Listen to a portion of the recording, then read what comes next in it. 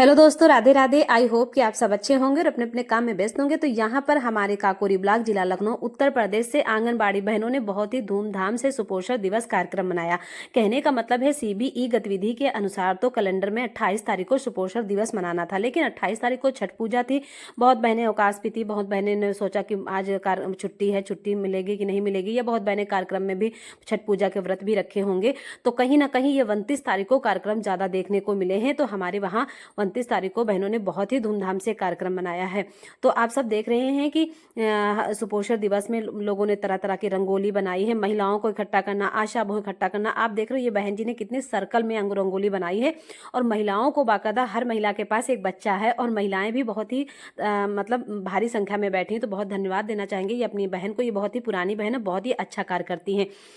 ये हमारी एक नई आंगनबाड़ी बहन है। कहने का मतलब है आंगनबाड़ी केंद्र पे आपने जब भी कोई कार्यक्रम देखा उसमें से 11 से 15 और 20 के बीच में महिलाएं होती हैं, और कुछ ना कुछ अच्छा चीज़ें संदेश मिलती हैं। भाई अगर महिलाएं आएंगी, किशोरी बालिका आएंगी, बच्चे आएंगे, तो आंगनबाड़ी बहनें कोई चाय चुगली तो बताएंगी नहीं।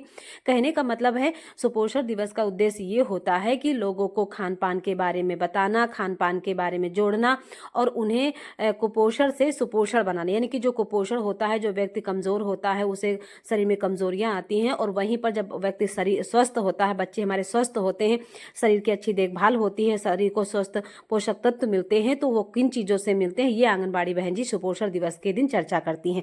कहने का मतलब है जब भी आपने रंगोली या स्टॉल देखा होगा आंगनबाड़ी बहनों का या आईसीडीएस के तरफ से, उस स्टॉल में ज़्यादा कोई वैसी चीज़ें नहीं होती हैं। उसमें सब्जियां होती हैं, फल होते हैं, जो हमारे घर के मोटे अनाज होते हैं वो होते हैं। ये हमारे आरती बहन है रेवरी से, इन्होंने भी बहुत सारी महिलाओं को इकट्ठा किया है, आप सब देख रहे हैं।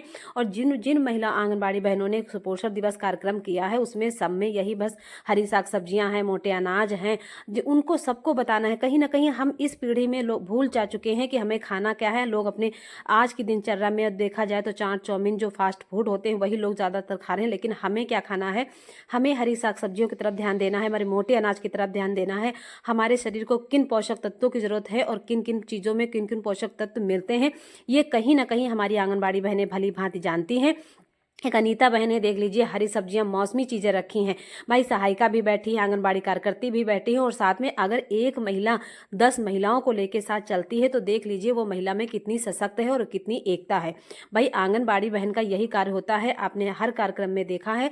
ये बहन देख लीजिए कितने सारे टिफिन बॉक्स में लंच यानी कि वो मतलब बना हुआ व्यंजन है, यानी कि व्यंजन भी है कि हमें किसमें क्या पाया जाता है। कहीं खिचड़ी है, दलिया है, मछली रोटी है, दाल चावल है, और हमारे जो पुए होते हैं, कचौड़ी होती हैं, बच्चों को बहुत ही पसंद आती हैं ये चीज़ें। तो इन चीज़ों से भी बच्चों को सुपोषण यानी कि कुपोषण मिटाया जा सकता है, बच्चों का अच्छा विकास हो सकता है। भाई बच्चे की रुचि कहीं कचौड़ियों में होती है, पुए मीठे होते हैं, दलिया होती है, खिचड़ी होती है, हलवा होता है, और यही सब चीज़ें बच्चों को खाने के बारे में हम लोग बताते हैं। तो आप सब कमेंट करके बताइएगा हमारे वहाँ सुपोषण दिवस कैसा लगा।